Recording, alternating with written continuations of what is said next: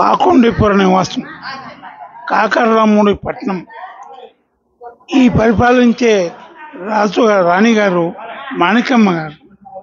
ఆయన కొడుకు గోపీనాథ్ కాకర్లమూడి పట్టణాన్ని పరిపాలించాడు. చక్కగా పరిపాలించాడు కాబట్టి ఆయనకి కీర్తి అని టైటిల్ ఇచ్చింది. కీర్తి గోపీనాథ్. ఈ గోపాలస్వామి 1184 సంవత్సరం 9 సంవత్సరం మాఘశుద్ధ దశమి రోజున స్వామివారి ప్రతిష్ఠ కార్యక్రమం జరిగింది. మాఘశుద్ధ దశమి అట్లా 11వ శతాబ్దం, 12, 13, 14వ శతాబ్దం, 15వ శతాబ్దం వచ్చేసరికి కృష్ణదేవరాయలు వారు స్వామివారిని దర్శించుకున్నారు.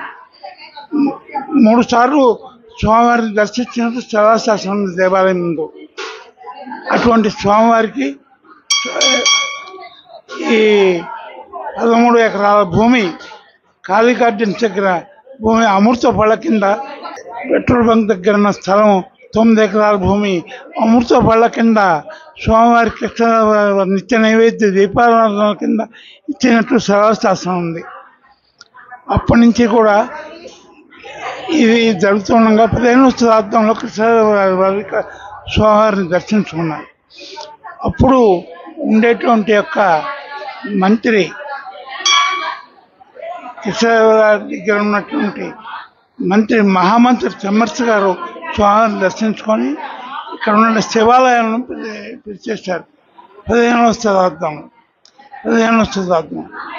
ఆయన వృత్తంగ చోళరాజు కాలంలో చెమ్మర్స్ ప్రతిష్ఠ అయిన తర్వాత కాలక్రమంలో అట్లా జరుగుతుంది. ఇక్కడ ఈ కార్యక్రమం అమృత బలకించిన భూమి అంతా కూడా ఇవాళ గవర్నమెంట్ ప్రజలు అనుభవంలోకి వెళ్ళింది. మిగిలిన భూమి మా కింద ఆర్టికల్ కింద ఉంది. దాని మీద గవర్నమెంట్ వారు తీసుకొని దానికి మాకు ప్రచారం ఇస్తూనే ఉన్నారు. నేటి వరకు కూడా జరిగేటువంటి కార్యక్రమం. ఈ భూములు అప్పుడు వచ్చే ఇన్కమ్ తక్కువగా ఉండటం వల్ల గ్రామస్తులంతా కలిసి ఈ ప్రతినిత్యం కూడా కళ్యాణ కార్యక్రమం జరుగుతుంది. సుమారుగా భక్తాదుల చేత ఉదయం పూట పుష్పయాగం, సాయంత్రం కళ్యాణం. కరోనా ముందు సంవత్సరం, ఈ సంవత్సరంలో కరోనా వలన 2 సంవత్సరాలు ఆగిపోయింది. ఇప్పుడు మామూలు యథావిధిగా ఉదయం పూట పుష్పయాగం, సాయంత్రం కళ్యాణం ఇది నిత్యం జరుగుతుంది. స్వామివారికి నవరాత్రుల్లో 10 రోజులు కళ్యాణోత్సవం జరుగుతుంది. ఈ నవరాత్రి ఉత్సవాలు జరుగుతాయి. అదైన తర్వాత కార్తీక పూర్ణిమ రోజున స్వామివారికి గ్రామోత్సవం జరుగుతుంది. మార్గశిర మాసంలో గోదాదేవికి 30 రోజులు కూడా ధనుర్మాస కార్యక్రమం జరిగి 14 భోగి రోజున గోదా కళ్యాణం జరుగుతుంది. తర్వాత మహామాసంలో స్వామివారికి కళ్యాణోత్సవం మామూలు జరుగుతుంటాయి. భక్తాదుల చేత ఎక్కువగా స్వామివారి యొక్క ఉత్సవ కైంకర్యాదులన్నీ కూడా జరుగుతూ ఉంటాయి. ముక్కోటి ఉత్సవం స్వామివారికి భక్తురాలు ఆలూరు సుజాత అనే ఆమె ఉత్తర ద్వారం ఏర్పాటు చేసింది. ఆ ఉత్తర ద్వారం రోజున స్వామివారు తెల్లవారుజాము 4:30-5 గంటలకి గరుడ వాహనాలు ఏం చేస్తారు.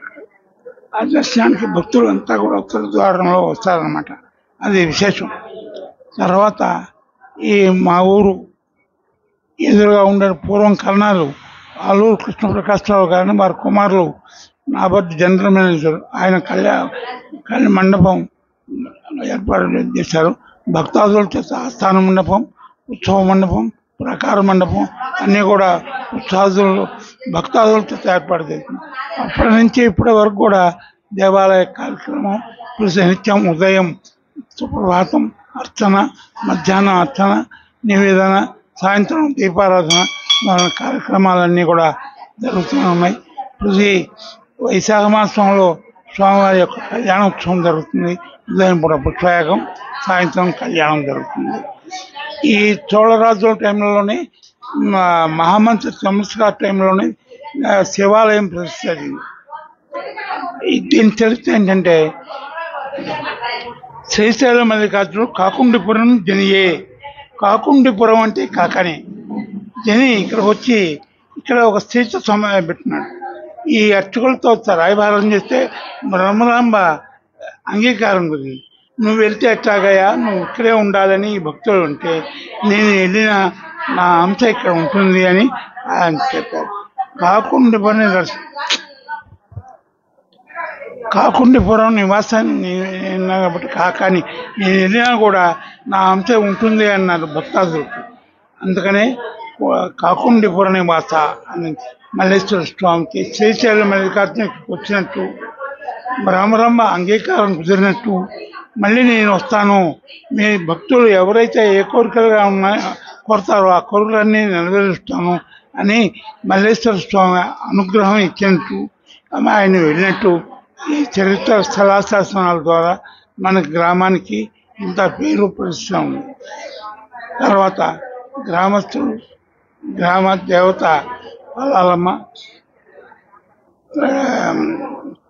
పల్లమ్మ చెరువు అన్నారు, చెమ్మర్స గారు తవ్వించారు. ఆయన పేరుతో బావి కూడా ఉంది. వాళ్ళ అమ్మగారి పేరు తిరుమలమ్మ. చెరువులో దర్గా కట్టు పక్కన బావి ఉంది. ఆ బావి తిరుమలమ్మ బావి అంటారు ఈనాడు కూడా. ఆ తిరుమల బావి గ్రామదేవ పేరుతో తవ్వించిన పల్లమ్మ చెరువు స్వామివారి యొక్క బుడ్రాయి ప్రతిష్ట కార్యక్రమం. పేరంటాలమ్మవారు యూరు పేరంటాలని పేరు. ఆ పేరంటాలమ్మవారు యాదవులు తీసుకొచ్చి చేసినట్టు తర్వాత గ్రామస్తులంతా సహకారంతో దేవాలయ పునర్నిర్మాణం జరగటం, ప్రతి మహాపూర్ణమికి కూడా ఈ తిరునాళోత్సవం జరుగుతుంది. ఇవన్నీ కూడా పూర్వం నుంచి జరిగేవి కానీ కొత్తగా మనం చేసిన ఏర్పాట్లు లేవు. ఆ కార్యక్రమాన్నే మా భక్తాదులంతా గ్రామస్తులంతా కలిసి ఈ ఉత్సవాదులు కైంకర్యాలు స్వామివారి యొక్క విశేషాలు అన్నీ కూడా జరుగుతున్నాయి. అది ఈరోజు ఉదయం పుష్పయాగం, సాయంత్రం 6:30కి కళ్యాణం.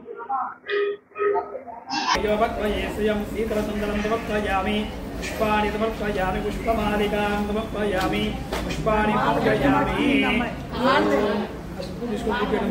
ओम कृष्णाय नमः, पूर्णनाथाय नमः, वासुदेवाय नमः, पूर्णनाथाय नमः, वसुदेवात्मजपुण्याय नमः, लीलामानसविग्रहाय नमः, श्रीवत्सराय नमः, यशोदात्मने नमः, पूजादिक्रादिगदादिग्रामदिग्राय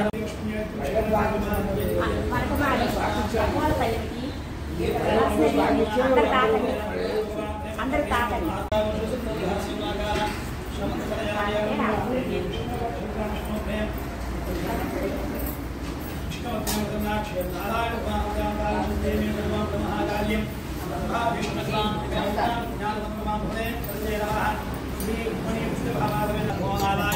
भगवते वासुदेवाय आदित्ययामि मूलं समर्पयामि।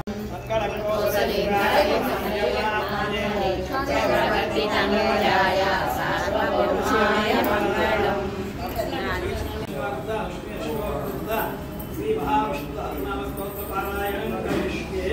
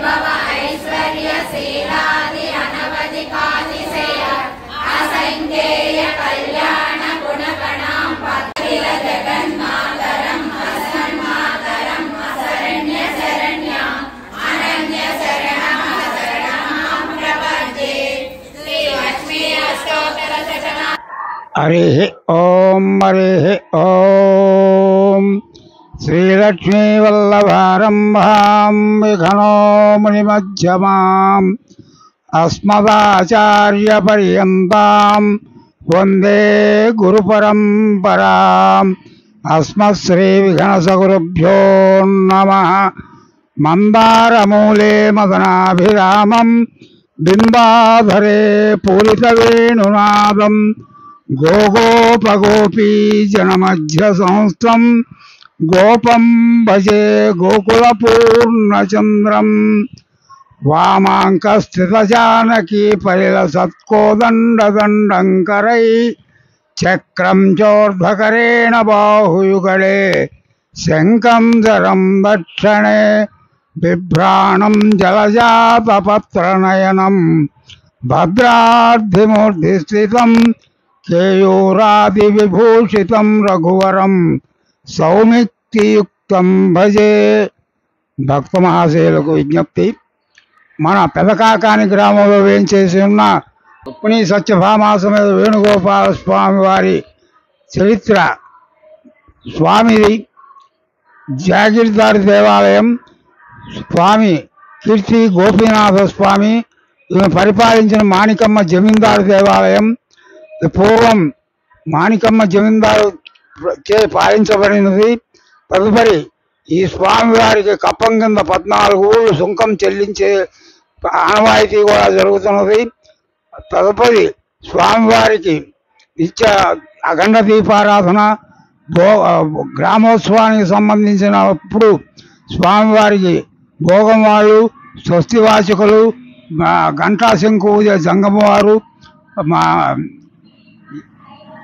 జంగమవారు, తదుపరి మంగళ వాయిద్యములు కార్యక్రమంతో స్వామివారి గ్రామోత్సవాలు జరుగుతుండేవి. దసరా 10 రోజులు, జ్యేష్ఠ కార్తీక పౌర్ణమి, మాఘ పౌర్ణమి, చైత్ర పౌర్ణమి, వైశాఖ పౌర్ణమి, శ్రావణ పౌర్ణమి, ఆశ్వీజ పౌర్ణమి కార్యక్రమాలు జరుగుతూ ఉంటాయి. తదుపరి జరిగిన కొన్ని రోజుల క్రితం 11వ శతాబ్దంలో స్వామివారు మాఘశుద్ధ దశమి నాడు ప్రతిష్ఠింపబడినది. తదనంతరం స్వామివారికి ఔరంగజేబు దండయాత్ర 4 పర్యాయములు ఈ స్వామివారికి దండయాత్ర జరిగింది. అప్పుడు రోజుల్లో మా ముత్తాప గారైనటువంటి సూర్యోపాసన పరులు, తదుపరి ఆంజనేయ ఉపాసన పరులు స్వామివారు ఇక్కడ లేడని చెప్పి ఏవో రాళ్ళు అడ్డం పెట్టి స్వామివారిని భిన్నం చేయకుండా వదిలిపెట్టేశారు. అప్పుడు స్వామివారి శాసనం మీద ఉన్న గరుడాల వారిని నరికేసి తీసుకెళ్లి పల్లాలమ్మ, గ్రామదేవత అయిన పల్లాలమ్మ చెరువు దగ్గర పల్లాలమ్మకు ఎదురుగా పెట్టారు.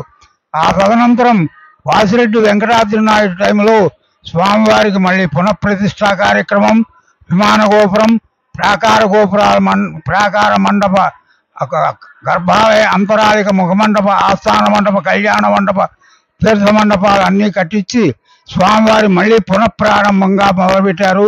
అప్పటి నుంచి దిగ్విజయంగా స్వామివారి అన్ని సేవలు, కైంకర్యములు జరుగుతున్నాయి. ఈ కైంకర్యములన్నీ వైఘాన సాగమ ప్రకారమే జరుగుతాయి. కావున గ్రామస్తుల సహాయ సహకారములతో మళ్ళీ నిర్మాణం మొదలుపెట్టారు స్వామివారి దేవస్థానం. అది గ్రామస్తుల సహాయ సహకారంతో, అలాగే గ్రామస్తుల సహాయ సహకారంతో ముఖమండపము, ఆస్థాన మండపము, కళ్యాణ మండపము, చుట్టూ ప్రాకార మండపాలు, ఉత్తర ద్వారము, దక్షిణ ద్వారము, పడమర ద్వారము, తూర్పు ద్వారము, 4 ద్వారములు ఉన్నాయి. ప్రతి ఏకాదశికి, ప్రతి పౌర్ణమి నాడు స్వామివారికి ఉదయం కళ్యాణ మహోత్సవం, సాయంత్రం పున్నమి గరుడ సేవ కార్యక్రమాలు ఈ 2 ఏళ్ల నుంచి ఓ భక్తురాల చేత జరుగుతున్నాయి. అలాగే అన్ని కార్యక్రమములు వైఘాన సాగం ప్రకారమే జరుగుతున్నాయి. తదుపరి ఈ స్వామివారికి 700 ఎకరం భూమి ఉన్నది. అంతా అన్యాక్రాంతమై చివరికి అర్చకులు సర్వీస్ ల్యాండ్ కింద ఒక ఆంజనేయ స్వామికి 8 ఎకరాలు, గోపాలస్వామికి 14 ఎకరాలు మిగిలి ఉంది. ఆ మిగిలిన దాంట్లో కూడా ఈ ప్రభుత్వాలు మారేటప్పటికి అన్యాక్రాంతం అయిపోయి 14 ఎకరాలు అన్యాక్రాంతమై ఇప్పటికి 33 సంవత్సరాలు అయింది. దాన్ని పట్టించుకున్న నాథుడు లేడు. ఇప్పుడు ఉన్నది 8 ఎకరాలు. ఆ 8 ఎకరాలతో మొదట్లో 2000, 3000 వచ్చే కవుల్ని ఈ ఎండోమెంట్ వాళ్ళకి హ్యాండ్ ఓవర్ చేసుకున్న తర్వాత కొద్దిగా స్వామివారు తృప్తిగా భోజనం చేస్తున్నాడు. తదుపరి పూర్వం స్వామివారు రాగులు తిన్నాడు, జొన్నలు తిన్నాడు, సజ్జలు తిన్నాడు. ఇప్పుడు వరి అన్నం తింటున్నాడు స్వామి. అన్ని అనుభవించిన స్వామి మా స్వామి. పూర్వం ఇది కాకాని గ్రామం కాదు. పూర్వం కాకొండీపురపట్నం, కాకొండి, చివరికి ఇవన్నీ తీసేసి పెదకాకాని గ్రామంగా విరాజిల్లుతున్నది. స్వామివారికి నిత్యము కైంకర్యం వైఖాన సాగం ప్రకారం జరుగుతున్నాయి. కావున ఈ స్వామిని దర్శించుకున్న వారికి ఎటువంటి ఇబ్బందులున్నా తొలగిపోతాయని ప్రగాఢ నమ్మకము.